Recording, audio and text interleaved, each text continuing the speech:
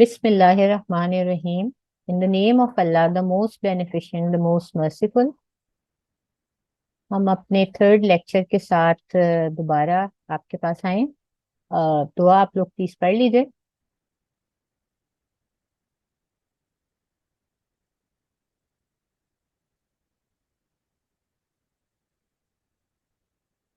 Book का नाम again मैंने शेयर कर दिया है, so you will be knowing कि हम जिस बुक को कवर कर रहे हैं वो ग्रेड 9 फेडरल बोर्ड की बायोलॉजी की बुक है।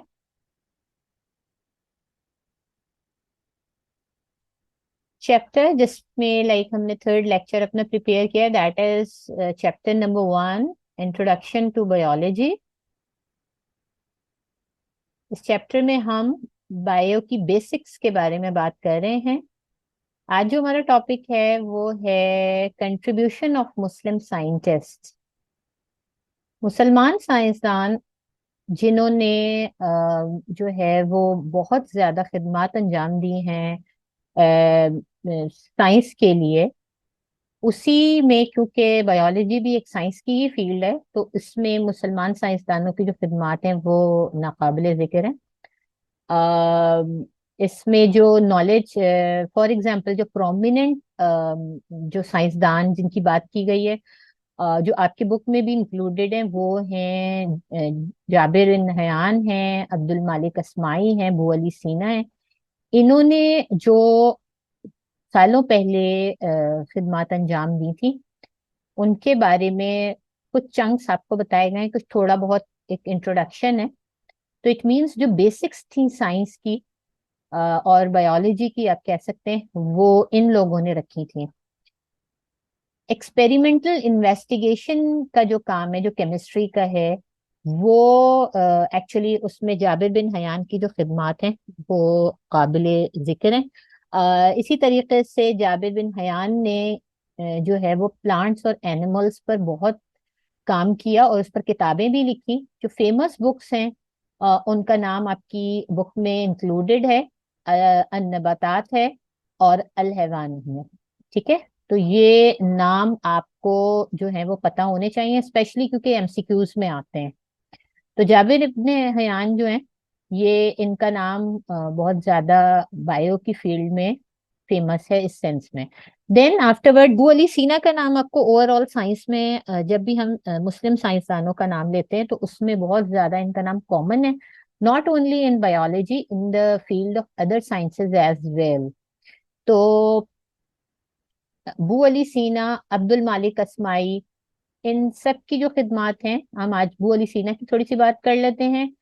इनको फादर ऑफ मेडिसिन कहा जाता है, यानी जो मेडिसिन और ये जो हमारी डॉक्टरेट की जो फील्ड है, ये जो इसकी बेसिक्स हैं उसके बारे में बू अली सीना ने बताया था। और वो पर्सनली जो थे वो फिजिशियन भी थे, फिलोसोफर भी थे, साइंटिस्ट थे, एस्ट्रोनॉमर थे और शायर भी थे। इसके अलावा जो बुक्स उन्होंने लिखी, उनकी बुक्स के नेम्स जो हैं, the book of healing and the canon of medicine, जो है वो बहुत ज्यादा फेमस हैं। बिकॉज आप देख सकते हैं कि इनकी जो खिदमत हैं वो मुख्तलिफ साइंस के शोबों में हैं, जैसे फिजिशियन है, फिलोसोफर हैं, साइंटिस्ट हैं। इसीलिए अबू अली सीना का नाम आपको केमिस्ट्री, फिजिक्स, एस्ट्रोनॉमी, यहाँ पर इन सब जगहों पर इनका नाम जो है वो आपको प्रोमिनेंट नजर आएगा। अब्दुल मालिक अस्माई जो थे वो भी पहले साइंसदानों में शुमार किए जाते हैं, जिन्होंने जोलॉजी, बॉटनी और एनिमल्स की फील्ड के लिए बहुत ज्यादा काम किया। और उनकी जो फेमस किताब का नाम है वो है किताब खलकुल इंसान। ठीक है, तो ऑफ कोर्स जब भी हम ह्यूमन बींग्स की बात करते हैं, इंसानों की बात करते हैं, तो इंसान जो हैं, human beings are the complex animals actually. तो इसीलिए अब्दुल मालिक अस्माई की जो कंट्रीब्यूशन है और ये जो इनकी किताब है, ये इसमें पूरा इंसानों की जो कॉम्पोजिशन और जो चीजें हैं उसके बारे में डिटेल में बात की गई है। आपके कोर्स में जो है वो ये सारे नाम और इनकी कंट्रीब्यूशन इन मुस्लिम साइंटिस्ट की इंक्लूडेड हैं। इसके बाद जो हमारा टॉपिक है वो है लेवल ऑफ ऑर्गेनाइजेशन। देखें, इंडिविजुअल ऑर्गेनिज्म या कोई भी चीज जो है ना, वो डायरेक्ट वो कुपजीर नहीं होती है, या वो डायरेक्ट फॉर्म नहीं होती है। हर चीज जो है वो स्लोली एंड ग्रेजुअली जो है वो आगे बढ़ती है। इस टॉपिक में हम इस पर बात करेंगे कि पहले सिंपलेस्ट फॉर्म किसी भी ऑर्गेनिज्म की क्या है। ठीक है, चाहे वो लिविंग हो, या अगर नॉन लिविंग की साइड पे हम जाते हैं तो it means we are entering into the chemistry. तो हम उनकी सिंपलेस्ट फॉर्म क्या है और फिर वो ग्रेजुअली कैसे कॉम्प्लेक्स फॉर्म में चेंज हो रहे हैं। ठीक है, तो अभी हम जो इस टॉपिक में बात करेंगे स्टार्टिंग में, वो हम बात करेंगे बायो एलिमेंट्स की। बायो एलिमेंट्स जैसे it's also combination of two words, यानी बायो, ठीक है, लिविंग, लिविंग एलिमेंट्स यानी वो एलिमेंट्स जो लिविंग बॉडी के अंदर मौजूद होते हैं। ठीक है, इसमें तकरीबन 92 नेचुरल एलिमेंट्स हैं, जो कि टोटल एलिमेंट्स, नेचुरल एलिमेंट्स हैं जो कि पाए जाते हैं। इसी इनमें से 92 में से, out of 92, 16 are very essential, यानी ये जिंदगी के लिए बहुत ज्यादा जरूरी हैं। ठीक, तो इनको हम बायो एलिमेंट्स भी कहते हैं। तो टोटल कितने एलिमेंट्स हुए? 92, उसमें से 16 जो हैं वो बहुत ज्यादा जरूरी हैं जिंदगी के लिए, मींस लाइफ के लिए बहुत ज्यादा जरूरी हैं। उनके बगैर लाइफ नहीं हो सकती, और उनको हम बायो एलिमेंट्स कह रहे हैं। उनमें जो एलिमेंट्स इंक्लूडेड हैं वो हैं ओनली 6 के, जो है वो नाम हम आपसे अभी शेयर करेंगे। उसके बाद उसकी मैं परसेंटेज भी आपको साथ साथ बताती रहूंगी। 6 एलिमेंट्स जो हैं वो oxygen, carbon, hydrogen, nitrogen, calcium and phosphorus हैं। ये टोटल अगर हम देखें आउट ऑफ 16, तो ये जो 6 हैं ये 99% जो है वो टोटल मास बनाते हैं। ठीक, अब लाइक 16 में से इफ वी विल माइनस 6, तो like how many are left? 10। तो ये जो अदर 10 एलिमेंट हैं, calcium, sulphur, chlorine, sodium, magnesium, ferrous, copper, manganese, zinc and iodine, collectively जो इनका रेशो बनता है दैट इज 0, लाइक 1% है। ठीक, तो इट मींस टोटल मास जो बायो एलिमेंट्स का है वो 99% उन 6 एलिमेंट्स का है जो मैंने पहले आपको बताए हैं, और इसके बाद जो 1% रहता है, रिमेनिंग है, वो इन एलिमेंट्स का है जिनके नेम अभी मैंने कॉल किए हैं और आपको ये नजर भी आ रहे होंगे। ठीक है, तो ये मिला के टोटल जो है वो 16 एलिमेंट्स हैं और 100% बनाते हैं, जो कि बायो एलिमेंट्स कहलाते हैं। ये जितने एलिमेंट्स हैं, ऑफ कोर्स इनके बारे में अभी हम नीचे थोड़ा सा बायो मॉलिक्यूल्स के बारे में भी डिस्कस करते हैं कि बायो मॉलिक्यूल क्या होते हैं। बायो मॉलिक्यूल्स जो हैं वो जब जो मॉलिक्यूल्स लिविंग बॉडी में पाए जाते हैं ये बायो मॉलिक्यूल्स कहलाते हैं। जो बायोमोलिक्यूल्स जो इम्पोर्टेंट हैं लाइफ के लिए वो carbohydrate, protein, lipids and nucleic acid है। छोटे बायोमोलिक्यूल्स जो हैं वो माइक्रोमोलिक्यूल्स कहलाते हैं। ठीक, और फॉर एग्जांपल हम इसमें बात कर लेते हैं, शुगर है, sugar, fatty acid, amino acid. When sugar combine, when the micromolecules of sugar combine, then they form the complex molecule of starch. ठीक, यानी जब सिंपल शुगर के मॉलिक्यूल आपस में कंबाइन होते हैं या सिंपल माइक्रो मॉलिक्यूल्स आपस में कंबाइन होते हैं तो ये मैक्रो मॉलिक्यूल स्टार्च का बनाते हैं। The same way fatty acid is a micro molecule, जब ये कंबाइन होता है, ठीक, तो ये बनाते हैं प्रोटीन्स। द सेम वे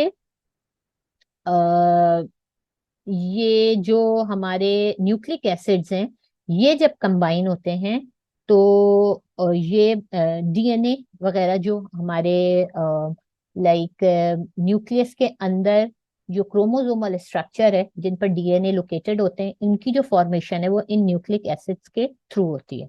तो it means micromolecules are the smallest molecules and when they combine then they form macromolecules।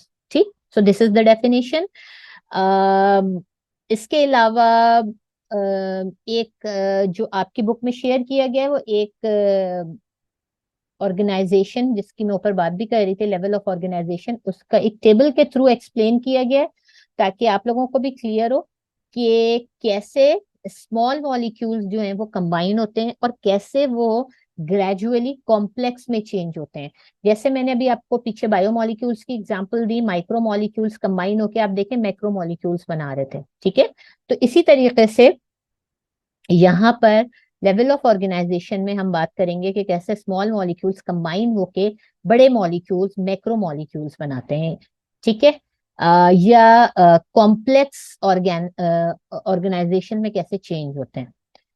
पहले आप देखें कि लेवल ऑफ ऑर्गेनाइजेशन जो है, फॉर एग्जांपल एटॉमिक लेवल है। Atomic level is the simplest level, ठीक। इसमें तमाम एलिमेंट्स जो हैं वो अपनी सिंपलेस्ट फॉर्म में पाए जाते हैं, ठीक। For example carbon, hydrogen, oxygen, ये एटॉमिक लेवल पर मौजूद होते हैं। यानी कार्बन का एक एटम जो है वो जब कंबाइन होगा तो फिर वो कॉम्प्लेक्स बनाएगा दूसरे कार्बन के साथ या दूसरे हाइड्रोजन या ऑक्सीजन के साथ।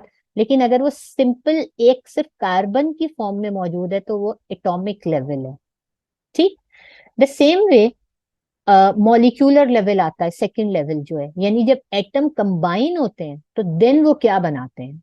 तो एटम जब कंबाइन होते जाते हैं तो वो जो है वो बड़े मॉलिक्यूल्स बनाते जाते हैं और इनकी जो प्रॉपर्टीज या जो चीजें जो खुसूसियात होती हैं वो एटम से जो है वो डिफरेंट होती हैं। फॉर एग्जांपल कार्बन जो है वो बिहेव करता है डिफरेंट तरीके से अगर वो अपने एटॉमिक लेवल पर हो।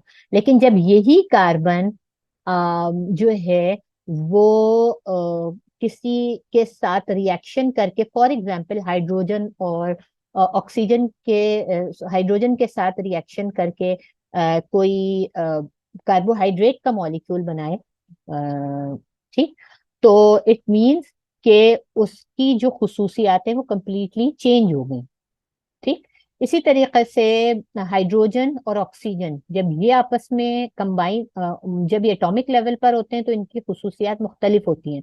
लेकिन जब यही हाइड्रोजन और ऑक्सीजन आपस में कंबाइन होकर पानी बना लेते हैं, वाटर फॉर्म करते हैं, so then their properties are entirely different and इनका जो बिहेवियर होता है वो डिफरेंट हो जाता है, ठीक। तो इट मीन्स कि एटॉमिक लेवल पर जो एटम्स की खुसूसियात होती हैं दे आर डिफरेंट, और जब यही atoms when they combine either with each other और either among themselves so then they behave differently, ठीक। फिर जब मॉलिक्यूलर लेवल लाइक और हायर लेवल पे जाता है, थर्ड स्टेज आती है, तो ये उस वक्त बनाता है ऑर्गेनील लेवल। यानी अब ऑर्गेनील्स की फॉर्मेशन स्टार्ट होती है। बायोमोलिक्यूल्स इसमें एक जगह पर जमा होते हैं किसी ऑर्गेनील में, और ये जो ऑर्गेनील्स होते हैं ना ये सब सेलुलर स्ट्रक्चर है। Means sub cellular means they are present inside the cell but they are the part of the cell, ठीक। तो इट मीन्स ये जो ऊपर हमने दो bio molecules atom atomic level पे थे, फिर देन वो मॉलिक्यूलर लेवल पे चेंज हुए, फिर नाउ मॉलिक्यूलर लेवल से वो असेंबल होते हैं बायो मॉलिक्यूल्स की फॉर्म में ऑर्गेनील्स में। फॉर एग्जांपल न्यूक्लियस है, न्यूक्लियस जो कि सेल के अंदर पाया जाता है, ठीक है। It's a part of cell और it's sub cellular structure. The same way ribosome है, यहाँ तो दो एग्जांपल्स दी हुई हैं but you may consider Golgi bodies हैं, एंडोप्लाज्मिक रेटिक्यूलम है। सो ये सारे जो ऑर्गेनील्स है ना they are the sub cellular structures. Then afterward जो मोर एडवांस लेवल आता है, that is the cellular level. Now cell, as you know, they are the smallest unit of life. ठीक है, they are the simple one unit, but they are the smallest unit of life. And cells जो होते हैं उनके गिर्द of course एक membrane मौजूद होती है. In the case of like animals, आपको पता है ओनली सिंगल लाइक एक मेम्ब्रेन मौजूद होती है. And in the case of plants, instead of cell membrane, cell wall is present. ठीक. तो बट एज यू नो कि both are the living organism, चाहे वो प्लांट्स हो चाहे वो एनिमल्स हो. तो इसलिए हम इन दोनों को जो है वो लिविंग ऑर्गेनिज्म में ही इंक्लूड करते हैं. और मल्टी सेलुलर में क्या होता है कि मल्टी सेलुलर में the cells they cellular level और cells they combine to form then the other the second organisation level, that is called the tissue. ठीक. सेलुलर लेवल की अगर हम एग्जांपल्स आप देख सकते हैं कि क्या है, इसमें म्यूकस सेल्स हैं, स्किन सेल्स हैं, न्यूरॉन्स हैं. The same way, like the multiple type of cells are present inside our body. और सब जो है वो अपने जो उनको उनके पास जो वर्क है, जो फंक्शन है, वो उसके मुताबिक काम करते हैं. ठीक है. कुछ मिसालें आपके पास दी हुई हैं. अदरवाइज यू नो कि the cells of heart is different from the cell of stomach. तो स्किन के सेल्स का काम अलग है, न्यूरॉन्स का अलग है. तो इसी तरीके से ये जितनी सेल्स है ना, ये जो इनके पास वर्क है, यानी जो काम है, जो फंक्शन इनको दिया गया है, ये उसके मुताबिक सब मॉडिफाइड होते हैं. ठीक. इसके बाद जो लेवल आता है सेलुलर लेवल, जब ये कंबाइन सेल्स कंबाइन होते हैं तो then they form tissues. Tissues जो है वो like as I told you, tissues जो होते हैं वो सिमिलर, इनके जब टाइप ऑफ सेल्स कंबाइन होके टिश्यूज बनाते हैं. फॉर एग्जांपल मसल टिश्यूज हैं, एपिथेलियल टिश्यू है. स्किन सेल्स जब कंबाइन होते हैं तो ये एपिथेलियल टिश्यूज बना लेते हैं. ठीक है. मस्कुलर सेल्स जब कंबाइन होते हैं तो वो मसल सेल्स बना लेते हैं. The same way blood cells जब कंबाइन होते हैं तो वो कनेक्टिव टिश्यूज बना लेते हैं. ठीक. तो इसी तरीके से it mean cellular level combine होकर टिश्यू लेवल पे आ जाता है. Now then tissues when they combine then they form organ level. ठीक. ऑर्गन्स जो हैं वो उसमें लाइक इट्स नॉट नेसेसरी कि एक ही किस्म के टिश्यूज मौजूद हो. ऑर्गन्स में डिफरेंट टाइप ऑफ टिश्यूज जो होते हैं वो कंबाइन होते हैं. ठीक. जैसे हार्ट है, हार्ट में डिफरेंट टाइप ऑफ टिश्यूज जो हैं वो कंबाइन है. ठीक. उसमें कनेक्टिव टिश्यूज भी आ रहे हैं, उसमें ऑफ कोर्स उसकी कवरिंग भी है उसकी वर्किंग के हिसाब से. तो it means different type of tissues are combined in the heart. The same way liver, liver के अपना एक फंक्शन है, तो उसमें भी डिफरेंट किस्म के टिश्यूज जो होते हैं वो कंबाइन होते हैं. द सेम वे स्टमक के का जो फंक्शन है that has to digest the food. तो इसलिए स्टमक के जो टिश्यूज हैं वो जब कंबाइन होते हैं तो स्टमक का जो है वो ऑर्गन लेवल आ जाता है. अब ऑर्गन लेवल जब कंबाइन होता है तो वो ऑर्गन सिस्टम बनाता है. फॉर एग्जाम्पल डाइजेस्टिव सिस्टम है. डाइजेस्टिव सिस्टम में आपको पता है different systems are combined together. ठीक. जैसे इसमें लिवर इसमें फंक्शन करता है, स्टमक होता है इसमें, इसमें स्मॉल इंटेस्टाइन है, इसमें लार्ज इंटेस्टाइन है, इसमें स्प्लीन है, इसमें लाइक हमारे माउथ है, म्यूकस सेल्स हैं. Like when many organs are combined then they form a single system. Circulatory system के अगर आप पार्ट्स देखें so they are then totally different. इसमें हम देखें तो हमारी नॉस्ट्रल्स इन्वॉल्व होते हैं, then trachea is there, then lung is there. When they combine then they form respiratory system. Circulatory system में हम देखें तो हमारे हार्ट हैं, लाइक हार्ट है, देन हमारा कनेक्टिव टिश्यूज हैं, देन आर्टरीज हैं, वेन्स हैं. कैपिलरीज हैं, सो देन ये सब जब कंबाइन होते हैं तो ये सर्कुलेटरी सिस्टम बनाते हैं। जो लास्ट लेवल है, जो सबसे ज्यादा कॉम्प्लेक्स लेवल है, that is called organism level. जब like all the organ systems combine, then they form a single organism, right? For example, a human being, इंसान के अंदर मुख्तलिफ सिस्टम्स जो हैं वो काम कर रहे हैं। उसके अंदर डाइजेस्टिव सिस्टम भी है, सर्कुलेटरी सिस्टम है, रेस्पिरेटरी सिस्टम है, रिप्रोडक्टिव सिस्टम है, यूरिनरी सिस्टम है। अ, इसी तरीके से जो डिफरेंट, इसी तरीके से उसमें जो है वो नर्वस सिस्टम है। जब ये सारे सिस्टम्स कंबाइन होते हैं तो तब एक ऑर्गेनिज्म बनता है, जिसकी एग्जांपल आपकी बुक में ह्यूमन की लिखी हुई है। ठीक।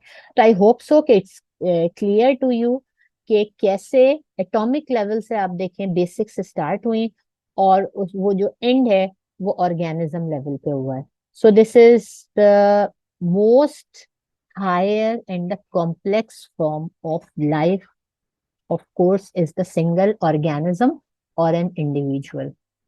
आई होप सो आज का लेक्चर आपको क्लियर होगा। Still if anything is there, so you may ask the questions. जजाकल्ला। सलाम अलैकुम।